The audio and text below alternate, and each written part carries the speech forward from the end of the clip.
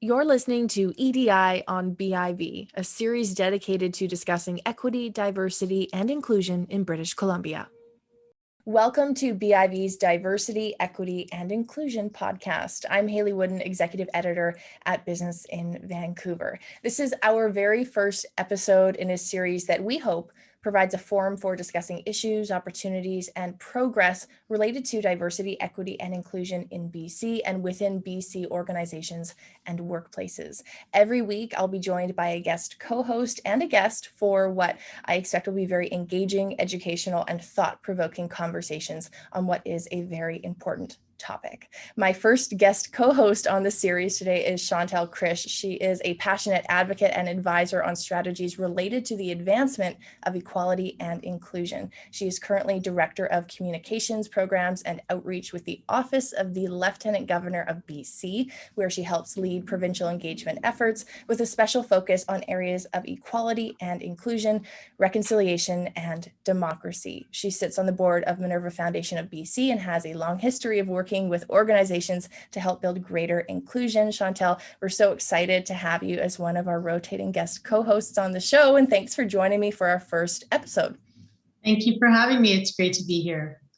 And we are joined today by the founder of an organization that actually has a connection to Chantelle. She's been volunteering with the Inclusion Project, and Ruth Mojeed, founder and CEO, that's Chief Equity Officer of the Inclusion Project, joins us today. It's based in BC, and the initiative last week just wrapped a multi-day roundtable event focused on moving with the data. Ruth, thanks so much for joining the show.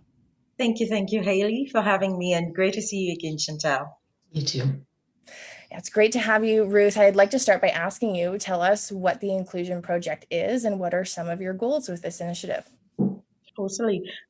We kind of call ourselves a social innovation network of stakeholders across public and private sectors working together to advance racial equity, diversity, and inclusion. What that means essentially is we support organizations in terms of their intercultural capacity development, in terms of support around assessments and audits and benchmarking EDI in the workplace. And of course, things like the roadmap and strategic action plans and things like that.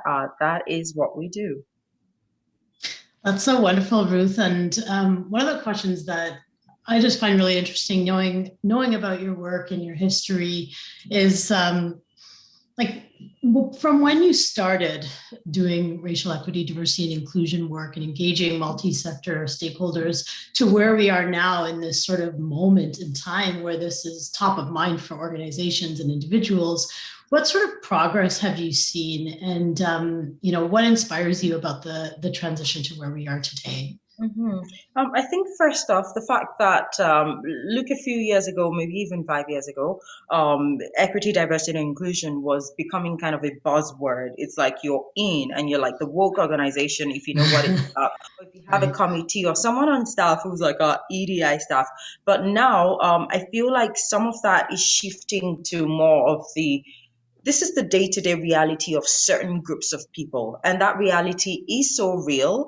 Some of the barriers and inequalities and inequities that they experience in the world of work, these issues run deeper than just something that is a peripheral, superficial buzzword or something that means that we belong with a certain group.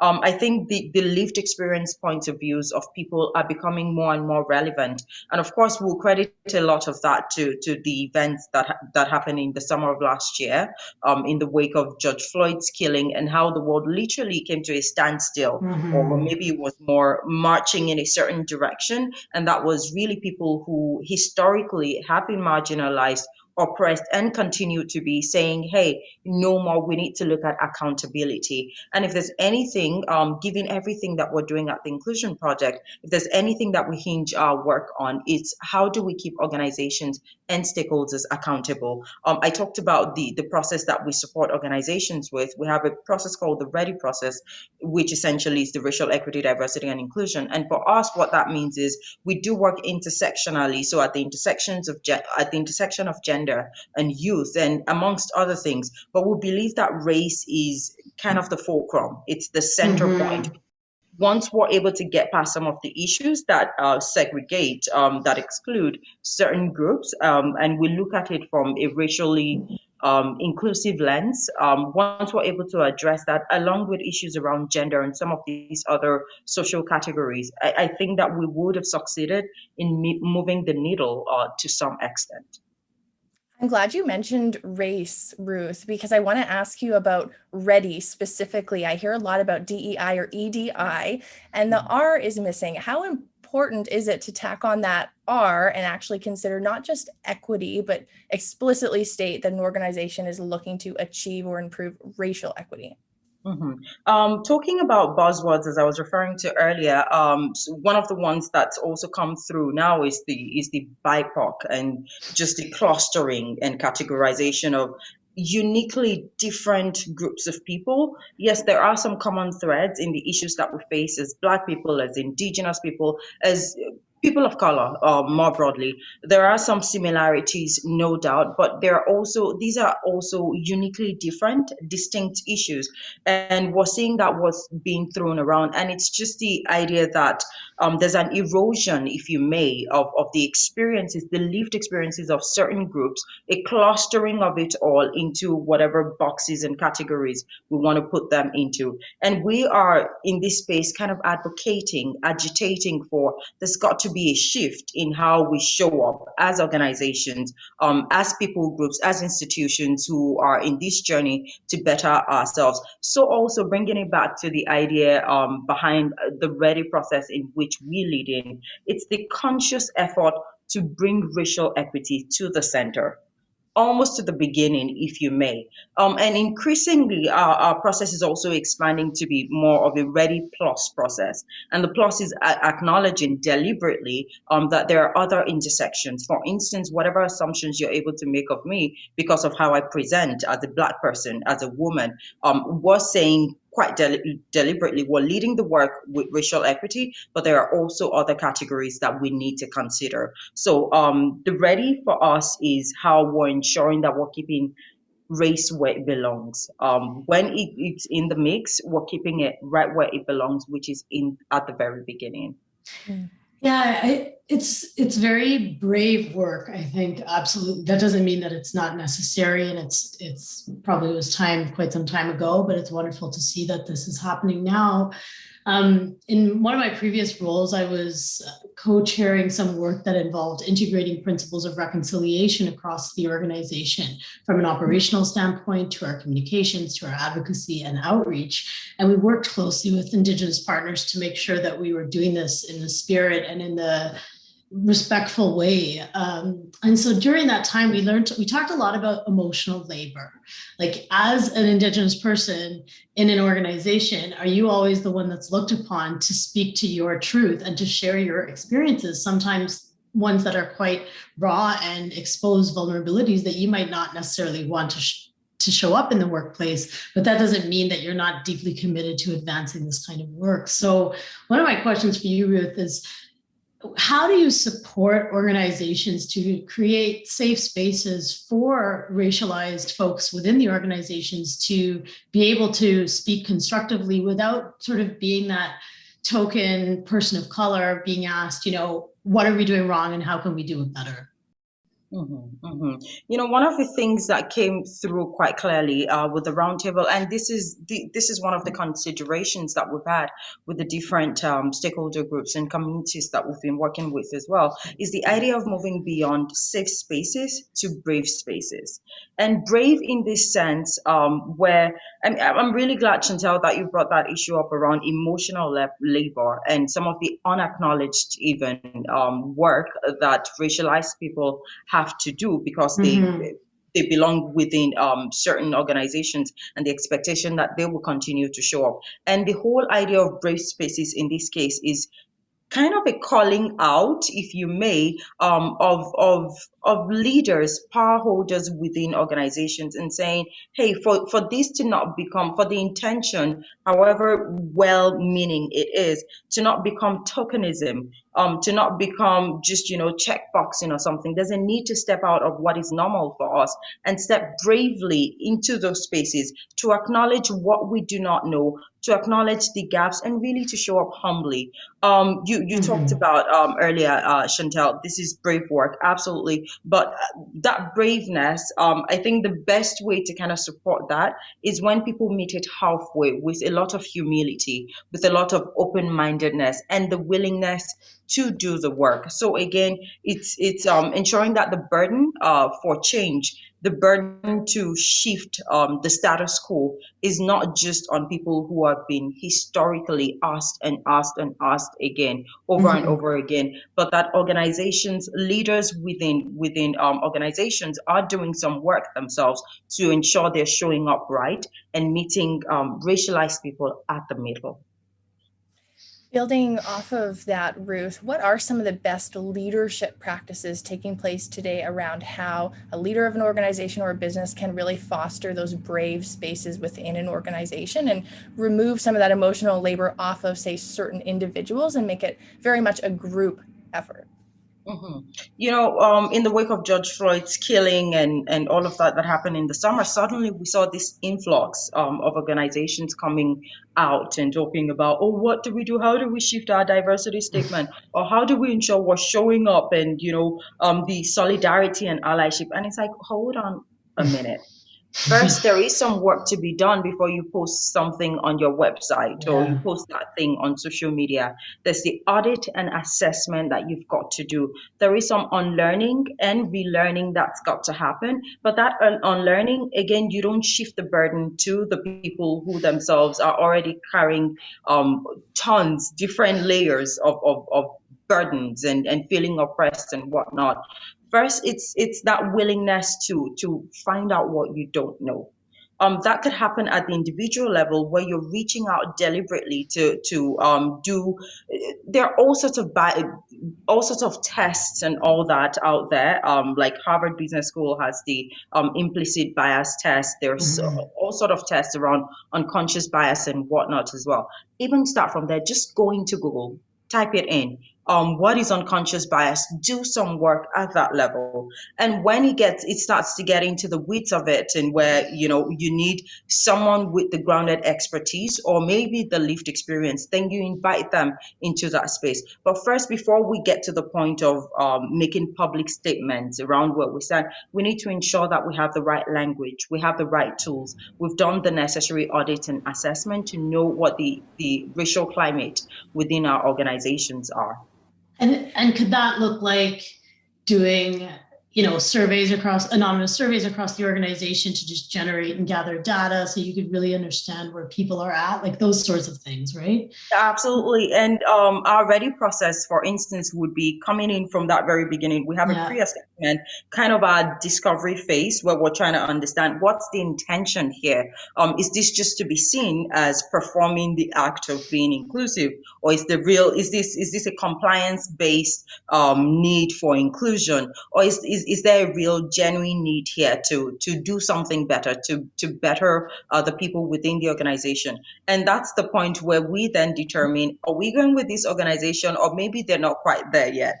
Maybe they still move further along before we can have that conversation. Because again, while we're in this space, we want to support organizations. We also understand how tasking that responsibility can be, and we want to be sure that we're doing the journey with people who have themselves do some work and are ready to move to the next phase. And then the next phase after that is coming in to do the audit and assessment itself. And that's where we build in some of these surveys and toolkits and benchmarks and whatnot. And based on that, we start to look at what does culture shift look like within the context of this workplace. Very often we find many organizations starting from the point of training and, we need to have the right lingo. And once again, it's hold up a minute. Yeah, it's a Let's talk process. about what you need that language for. Let's talk about what resources you have already that you're not tapping into. Who are some of the champions and all of that? And then at the end of that process is, for us, it's not just a one-off thing. And of course, a lot of the organizations we work with, it's not just in 3 months or 6 months. It's usually kind of a committed process where in another year, for instance, we're measuring and we're tracking the change that has happened. We have champions within the organizations that become the first point of call when different stakeholder groups have questions around what do we do this issue as a reason within the organization. What do we do to ensure that we have supported, empowered, if you may, certain groups within the organization to be able to do that work meaningfully from the inside out. So that's kind of the Yeah. full process. And of course, the strategic framing, the roadmap and action planning around where do you want to be? What are some of the steps that you need to take to be in that place in 5 years, in 10 years, or however long? Are you finding that organizations are afraid of going through an audit, that they might be afraid of finding out and seeing the data that they are in fact not very diverse? Absolutely on that one. They just want to skip to the end and say, look at these things we're doing, ignore where we came from. Yeah. Yes. One of the things is, as I mentioned at the beginning, accountability. So part of the reasons we're moving with the data, you talked about the event that we had last week that brought together over 250 stakeholders, multi-level stakeholders across different organizational groups. And everyone came together, and the key thing for us this year was around accountability. But quite importantly, too, on another hand, is data transparency. First is what kind of data are we collecting? Who is collecting that data? If there's something, one of the learnings that I came out of that conversation with is the conversation around data is just as important, if not less so important, as who's collecting the data, who's got the power to do something with whatever the data is saying, and really, what are we doing with all of these data fronts? All that to say, it's also important that organizations, as they're showing up and looking to do this work, that they I spoke about humility before, and part of that humility is not being afraid to know where you're at. Look in the mirror, let the mirror show you the face for what it is, and let's look at how we can show up differently if need be. Let's look at how we can build on that and rise above, if that makes any sense. So to answer your question directly, yes, a number of organizations are afraid to say this is where we're at, or to have something publicly that shows how they're doing in terms of their EDI. But we've gotten past that point, or at least we should be past that point as a society where it's about we're just trying to protect what's internal. No, the issues are on our streets, and Yeah. God forbid that we're back to that point where the people who continue to be oppressed, whose stories are not being captured in whatever data we are gathering or not even gathering, God forbid that we get to the point again where we're back on the streets and saying this is how our story should matter. This is how we should be reflected in the data and at the decision making table. So yes, there is that fear, but we've got to move past it. Yeah, and I think, it speaks to the resiliency of an organization if they are willing to expose, I guess, that vulnerability, or at least explore it. I'm personally just so inspired by, attending the conference last week online and just seeing the diverse cross sections of leaders and, advocates and champions and, from all different backgrounds that are there to learn and listen and then respectfully maybe build consensus or advance action, right? So obviously there's a deep interest for it. And I think, it's wonderful to see that kind of groundswell. One of the questions I had for you, Ruth, and I've seen this in just different readings on the topic, is often organizations, like now we're seeing a lot more roles like chief diversity officer or inclusion officer, which is great. You're seeing that sort of executive level champion for this work. Often they fall in the human resources department of an organization. How do you feel about that? Do you think that that's the right positioning? Do you think it should be broader? You spoke earlier to sort of like top level leadership. Can you just speak a little bit to sort of the positioning and what you would recommend for organizations? Mhm. Fundamentally, if we're talking about culture shift, which is what a lot of this boils down to, as they say, culture eats strategy for breakfast, and if there's still anything left, it will come back for lunch. Um, but if we're talking about culture shift, that's not just an HR prerogative. Yeah. I think that's one of the openers that we have as an organization when we go in. First, it's to see who's in the room at that pre-assessment phase. Who's in the room having this conversation? Who thinks this is an imperative? Who thinks this is important to them? We are hoping that there is a solid enough mix where it's not just C-suite executives saying, "Oh, now this is going to be our focus, our theme for the year." No, racial equity should not be the theme for the year. Also, it should not be HR saying, "Oh, we've got a number of complaints, so now let's do this and let's focus on it for 3 months or something." The work around employment equity, around EDI more broadly, moves beyond just an HR prerogative. If we're talking about culture, if we're talking about something that impacts the day-to-day experiences of people on the work, that should be everybody at the table. That should be the one place where we have a level playing field. It should be the one place where we have a level playing field across the board, and everyone is coming in as learners and co-creators and people who have the same mind to seeing change. Very well said. In our final few moments left, Ruth, I'm hoping you can share first an initial step an organization can take. They haven't done too much in this space and they're looking to maybe somehow get started, as well as a couple of resources you might recommend for organizations and businesses. A few steps. I think we touched on them already. First, do some work internally. Try to understand, listen, invite people. Some of those people who typically would be overlooked within the organization when it comes to making decisions. Try to see, why are their voices not being included? Why are they not represented? If you're in a circle, whether it's at the C-suite executive level, and the people around you look and sound very much like you, you get into the lunch rooms and the social experiences that you can draw on are things that are all too familiar for you. That is a signal of something unhealthy happening there. So you've got to first do that work, invite others into that space, try to understand what are their experiences. And again, if you just have an organization that is strictly homogeneous, there is more work to be done. So there is that pre-work.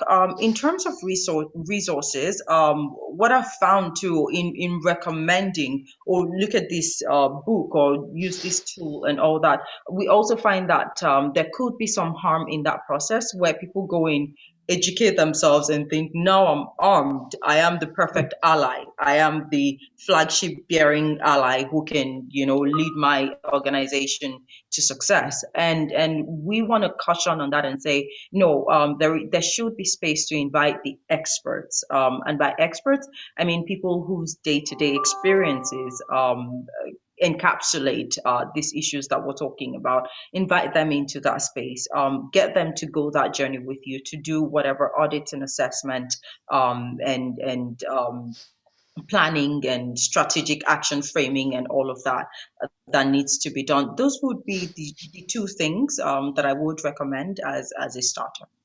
Excellent. Ruth, thank you so much for joining us on our show and for our very first podcast in this series. I really appreciate your insight and your time. Thank you. Thanks, Ruth. Great to see you. That was Ruth Mojeed. She is the founder and CEO, Chief Equity Officer of the Inclusion Project. Chantelle Krish has been my co-host. Thanks for joining me, Chantelle. Thanks for having me. And this has been the first episode on BIV's Diversity, Equity, and Inclusion podcast. I'm Hayley Woodin, Executive Editor at BIV. Thanks for joining us. We'll be publishing new episodes of this particular series every week on Tuesdays.